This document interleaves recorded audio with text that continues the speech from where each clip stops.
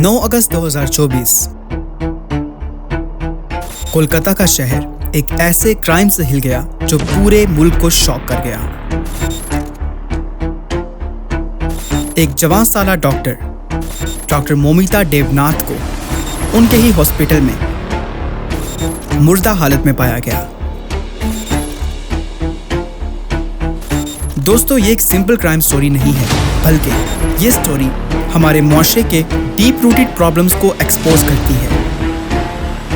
आज की वीडियो में हम डॉक्टर मोमिता की ट्रैजिक डेथ के इवेंट्स, उसके बाद की इन्वेस्टिगेशन और जस्टिस के लिए पब्लिक आउटरीच पर बात करेंगे।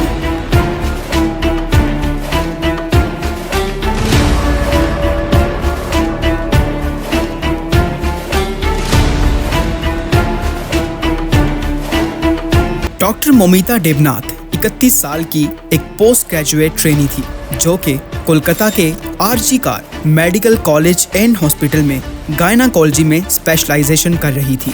वो एक छोटे से शहर में पैदा हुई थी, लेकिन उनकी पहचान उनकी डिटर्मिनेशन और मेडिकल फील्ड के पैशन के लिए थी।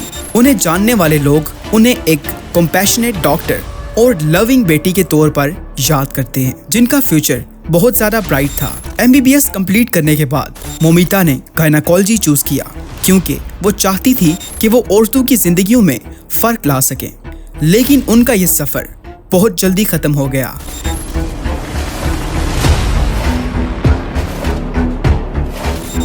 अगस्त 2024 की रात मोमिता ने अपने राउंड्स कंप्लीट किए और कोलीग्स के साथ डिनर किया।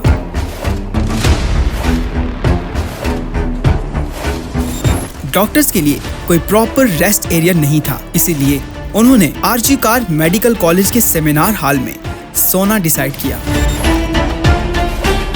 लेकिन किसी को नहीं पता था कि ये फैसला उनकी लाइफ का आखिरी फैसला होगा। अगली सुबह मोमिता की कोलीग्स ने उनका लाइफलेस जिस्म सेमिनार हॉल में पाया।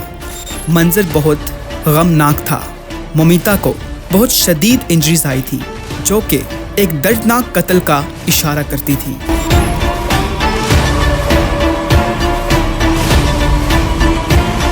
उन्हें नीम बरहना कंडीशन में पाया गया था और ये सब लोगों को शॉक कर गया था कि उनके साथ जिनसी ज्यादती की गई और फिर उनका कत्ल कर दिया गया। पुलिस जल्दी से सीन पर पहुंची, लेकिन उनका इनिशियल रिस्पॉन्स काफी शॉकिंग था। क्राइम सीन को सिक्योर करने के बजाय ऐसा लगता था कि पुलिस ने जल्दबाजी में काम किया। सिर्फ कुछ घंटों में उन्होंने एक सिविक वॉलंटियर को अरेस्ट कर लिया जो अस्पताल में ही मौजूद था। लेकिन ये अरेस्ट सिर्फ मजीद सवालात को उभार रहा था। लोगों का कहना था कि पुलिस या तो नेग्लिजेंट थी या फिर जानबूझकर क्राइम को कवर अप कर रही थी।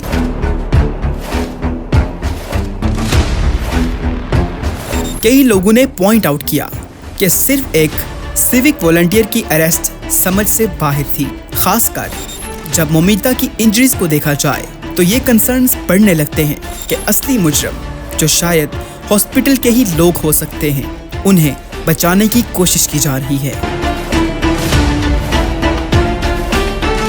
पब्लिक प्रेशर के बाद पोस्टमार्टम रिपोर्ट रिलीज हुई जिसने मोमिता की डेथ के बारे में शॉकिंग डिटेल्स रिवील की।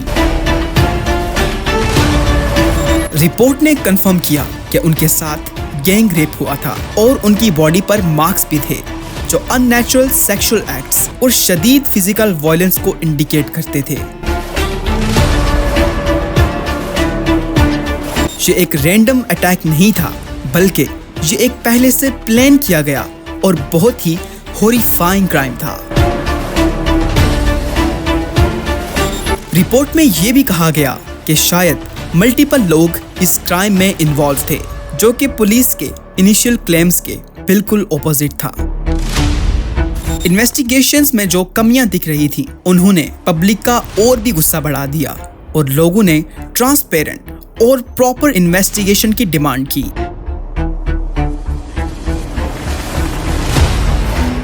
जब क्राइम की डिटेल्स पब्लिक तक पहुंची तो पूरे मुल्क में गुस्सा फैल गया। इंडियन मेडिकल एसोसिएशन ने नेशन वाइड स्ट्राइक अनाउंस किया, डॉक्टर्स के लिए सेफर वर्किंग कंडीशंस की डिमांड की और ममिता के लिए जस्टिस की मांग की। सोशल मीडिया पर ताज़ीती मैसेजेस और #जस्टिस फॉर मोमिता ट्रेंड करने लगा। मीडिया ने इस केस में एक इम्पॉर्टेंट लेकिन कंट्रोवर्शियल रोल प्ले किया। जहां कुछ मीडिया आउटलेट्स ने लोगों तक सारी इंफॉर्मेशन पहुंचाई, वहीं कुछ ने केस को सेंसेशनलाइज किया। ये कंपैरिजन जो क्राइम की शिद्दत को हाईलाइट करने के लिए किया गया था, कुछ लोगों के लिए ऑफेंसिव था क्योंकि इससे मोमिता की यूनिक सफरिंग की सिग्निफिकेंस कम हो गई।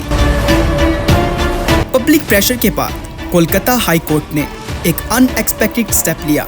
कोर्ट ने आरजी कार मेडिकल कॉलेज के प्रिंसिपल डॉक्टर संदीप घोष को इमीडिएटली रिमूव करने का ऑर्डर दिया